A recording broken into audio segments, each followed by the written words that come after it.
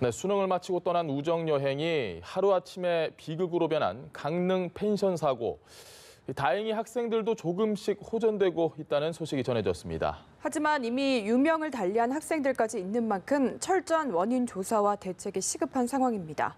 전남 소방본부장을 지내셨던 박청웅 세종사이버대 소방방재학과 교수와 함께 자세한 내용들 짚어보겠습니다. 교수님 안녕하십니까? 네, 안녕하십니까? 안녕하십니까?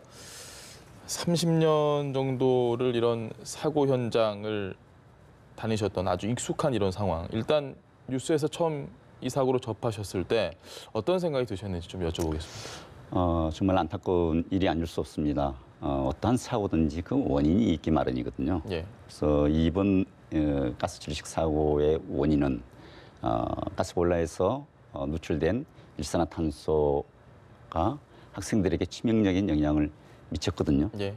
그렇기 때문에 그 원인이 바로 그거란 말입니다. 그래서 왜 사전에 이런 것들을 점검하지 않았고 관리하지 않았느냐.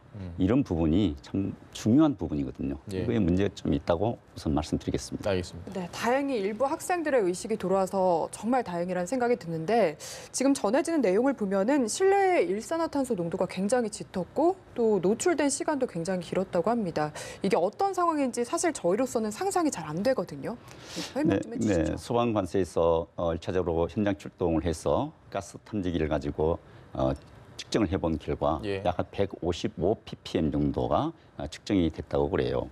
일산화탄소라는 것은 공기 중에 20 ppm에서 50 ppm을 넘어서게 되면은 예. 우리 인체에 치명적인 영향을 미치기 마련입니다.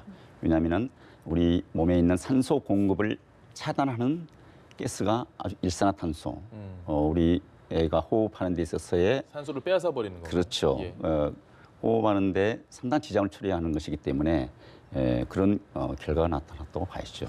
궁금한 게 있습니다. 보통 저희가 이 화재 참사 현장 이야기를 할 때 보면 그 연기를 단 몇 초만 마셔도 쇼크가 오고 이런 얘기를 많이 전했는데 지금 학생들이 마신 이 일산화탄소 같은 경우도 그 화재가 날 때 그런 연기가 좀 비슷한 거라고 보면 되나요? 아예 다른 건가요? 바로 그런 것입니다.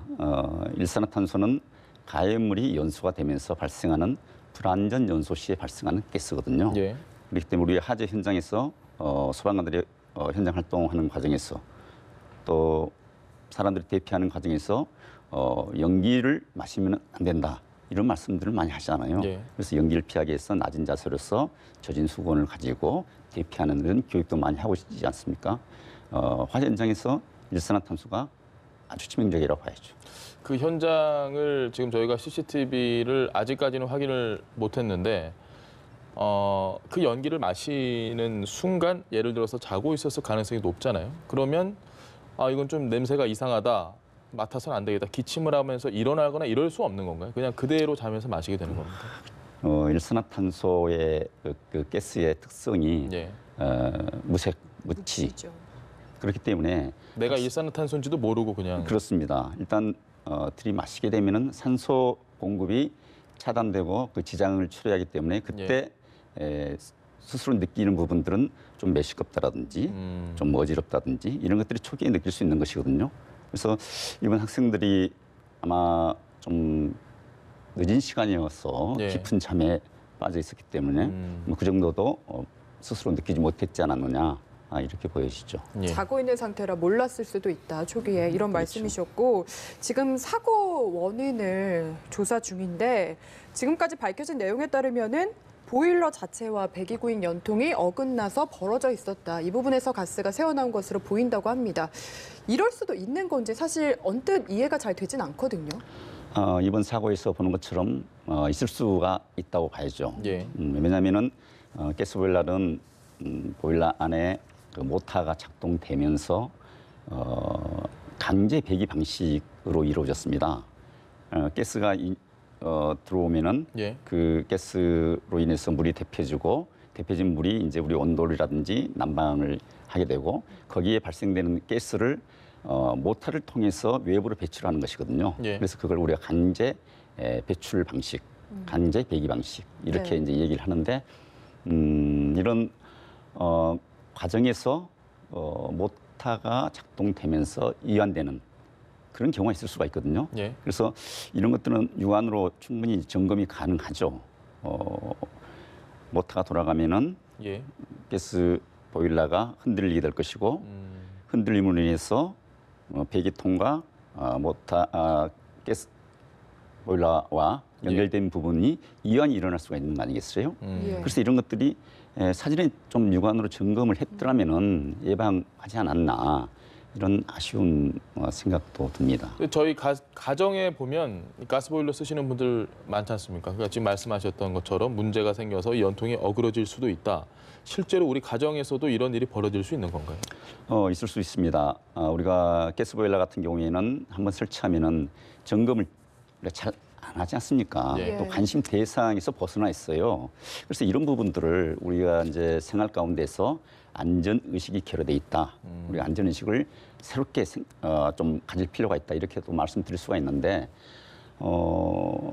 이완된 부분뿐만 아니라 우리가 연통 가스가 나가는 그 배관은 예. 대체적으로 주름진 배관 형태로 또 돼 있는 것들이 많아요. 예. 주름진 형태. 그렇죠. 예. 근데 주름이 졌다면은 가스보일러가 설치되어 있는 곳에 습기가 지속적으로 오랜 기간 동안 된다든지 또 다른 뭐 외부에서 또 뭐 그럴 리는 없겠지만 예. 어떤 가격 또 충격이 있어요. 충격 뭐 이런 형태로서도 문제가 될 수가 있거든요.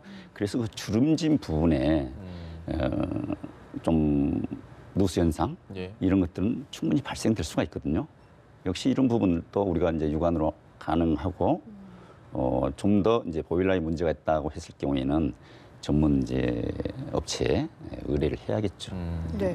그리고 지금 또 하나 안타까운 부분이요. 일산화탄소 경보기 이야기를 많이 합니다. 이것만 있었어도 사고를 좀 막을 수 있지 않았나 하는 이야기가 있는데 이게 아직 국내에는 법제화되어 있지 않은 거죠?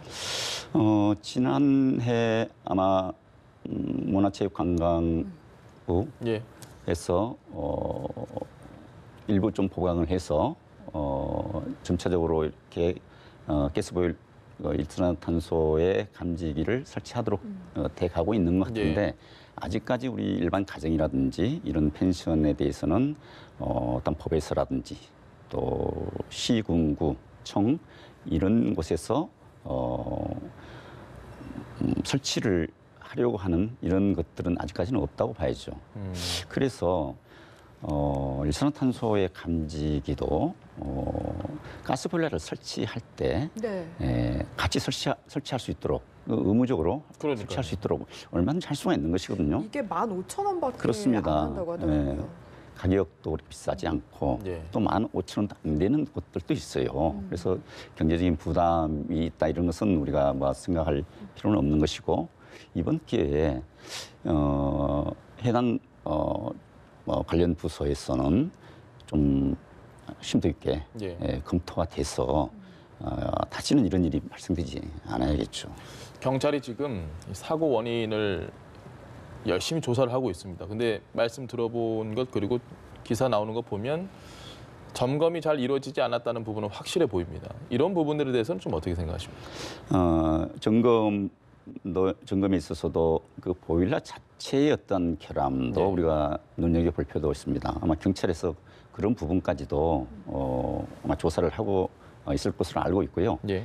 과연 이 보일러가 제조 당시부터 금정품으로서의 이상이 없었는지 예. 이런 부분 그리고 설치하면서 그 배관의 이음매라든지 또 배출가스의 연통 이런 부분도 제대로 제 규격에 맞는 제품을 설치했는지 또 평소 관리 또 안전점검을 했는지 아마 이런 부분들이 경찰에서는 조사를 하고 있을 것으로 보여집니다. 제가 알기로는 이 주기적으로 안전점검을 하잖아요. 그러니까 뭐 공무원도 가고 소방당국도 가서 잘 하고 있는가? 그 안전점검을 뭘 하는 겁니까? 그럼 보통 이런 보일러 같은 곳은 지금 잘 안 된 것 같은데. 우리가 가스보일러 같은 경우에는 도시가스는 가스안전공사에서 1년에 2회씩 안전점검을 하고 있어요. 그래서 도시가스를 사용하는 세대에서는 그래도 안전관리가 그나마 좀 좀 되는 편이죠. 되고 있다고 보여지는데 이번 사고처럼 그냥 LPG 가스를 가지고 단독형으로서의 배관이 이루어져서 가스보일러 설치하는 것들 예. 이런 것들은 안전점검이 제대로 이루어지지 않고 있거든요. 그래서 이런 부분도 우리가 안전점검 대상 범위에 포함시켜서 좀 관리가 좀 돼야 되지 않겠느냐 이런 생각이 듭니다. 네, 알겠습니다. 말씀하신 대로 이 펜션은 농어촌 민박으로 분류가 돼서 안전점검 대상에 보일러는 포함이 되지 않았다고 합니다. 이 부분도 좀 개선이 필요할 것 같고요. 일산화탄소 중독 사고가 사실 저희가 종종 이야기를 듣게 되거든요. 현장에 실제로 계실 때 이런 사고들이 많이 발생하는지 가정에서도 좀 이런 위험성에 대해서 생각을 해야 되는 겁니까? 그렇습니다. 제가 소방관 생활 30여 년 동안 하는 과정에서 많은 현장 수습을 또 해본 경험을 말씀 좀 드리면은 이런 가스 중독 사고가 많이 일어나거든요. 우리가 이제 시민들은 보도를 통해서 어떤 사고가 발생됐다는 것을 알게 됐지만 예. 그 당시 저희 같은 경우에는 수시로 이런 사고 현장을 수습을 했기 출동을 때문에 하시는 거군요. 일반 가정에서도 가스 중독 사고가 많이 일어납니다. 그래서 우리 시민들의 그 안전 점검 생활화 예. 이런 것들도 한번 우리가 되돌아봐야 되거든요. 그래서 이런 사고가 발생되면은 정말 안타깝고 예. 특히 이 젊은 학생들이 이제 막 그 미래의 큰 꿈을 가지고 우리 사회에 큰 역할을 해야 될 이런 지도자가 될 수도 있고 예. 자기 역할을 하면서 우리 사회의 경제에 보탬이 될 수도 있고 이러한 젊은 학생들이 이런 사고를 당했다는 것에 대해서는 우리가 좀 더 심각하게 생각하고 이에 대한 대처 방안도 좀 마련을 해야 되지 않겠습니까? 이거는 교수님이 아시는 부분인지는 정확하게 모르겠는데 지금 사고를 당한 학생들 중에 처음에는 중태에 빠진 학생들도 있었고 좀 호전이 되고 있는 다행히 호전되고 있는 학생들도 있는데 일산화탄소에 중독이 되면 고압산소 치료 그게 필요하다고 하더라고요. 근데 그 시설이 좀 부족하다라는 얘기들도 있습니다. 현장에서 그런 부분도 좀 느끼셨나요? 안타깝다라는 그런 생각. 그렇습니다. 우리가 특히 이제 순환 사고가 발생됐을 때에 소방대원들이 깊은 물 속에서 인명 구조를 하면서 예. 호흡 조절이 안 된 상태에서 구조 활동을 하는 경우가 있어요. 그러니까 예. 깊은 물에서 또 오를 때 예.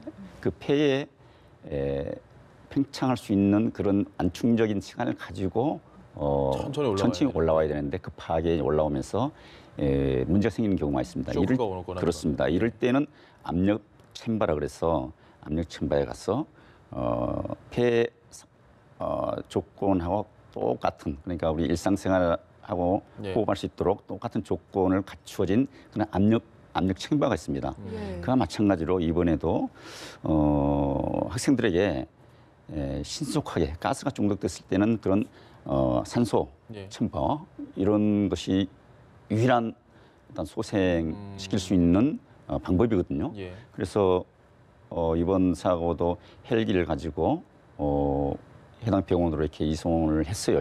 예. 이송은 신속하게 한 것 같아요. 그런데 이제 이런 챔버가 부족했던 거죠. 부족하다고 이제 볼 수는 있지만 예. 또 무한정 많은 비용을 들여서 설치를 해서 되겠느냐는 뭐다 또 경제적인 부분도 좀 쉽지 생각할 않은 부분이 좀 있네요. 있거든요. 그래서 우리가 권역별 병원들이 다 정해져 있거든요. 전국적으로요. 그런 권역별 병원에서는 예. 최소한 이런 산소 압력 챔버 같은 경우는 설치가 돼야 된다. 그래서 누구나 이런 사고를 당했을 경우에는 가까운 곳에 가서 이렇게 치료를 받을 수 있도록 예. 조치가 돼야 된다고 보고 있습니다. 알겠습니다. 네, 좀 마지막으로요. 앞으로 이런 사태가 반복되지 않으려면 어떤 조치가 필요한지 또 개인들은 어떤 점을 좀 주의해야 한다고 보시는지 조언 한 말씀 부탁드립니다. 제가 제일 처음에 이제 말씀을 드렸는데요. 어떤 사고든지 그 원인이 있기 마련인데 그 원인을 우리가 짚어보면은 결과적으로는 왜 이렇게 하지 못했을까? 근데 그것이 뭐냐? 예. 사고, 특히 안전사고라는 것은 사전 예방, 사전 점검, 그리고 펜션이라든지 다중이용업을 하는 업주의 책임성, 자기 책임성 이런 것들이 참 중요하거든요. 그래서 내 집에 들어오는 손님, 내 집에 들어오는 고객들에 대한 안전 관리의 책임성 이거 아주 중요합니다. 예. 우리가 이것은 꼭 좀 짚고 넘어가고 예. 또 스스로 우리 사회의 안전 문화가 좀 높아지기 위해서는 이런 부분들이 필요하다. 이거 하나만 꼭 여쭤보고 끝내도록 하겠습니다. 사실 저희가 이런 뭐 화재 현장이나 아니면 사고 현장에 가면 저희 기자들 같은 경우는 아주 많은 질문을 아주 여러 번 반복해서 하고 또 주변에 많은 분들, 유가족 분들한테도 무조건 가야 되고요. 근데 이런 지금 상황에 사실 너무 취재 열기가 과열되다 보니 뭐 유가족 분들 그리고 학생들 좀 안타까운 소리도 많이 나오는 게 현실입니다. 현장에서 많이 계셨으니까 이런 부분 느낀 것도 분명히 있으실 것 같은데 얘기 좀 해주시죠. 네, 뭐 두 가지로 간단하게 말씀을 드리면요. 예.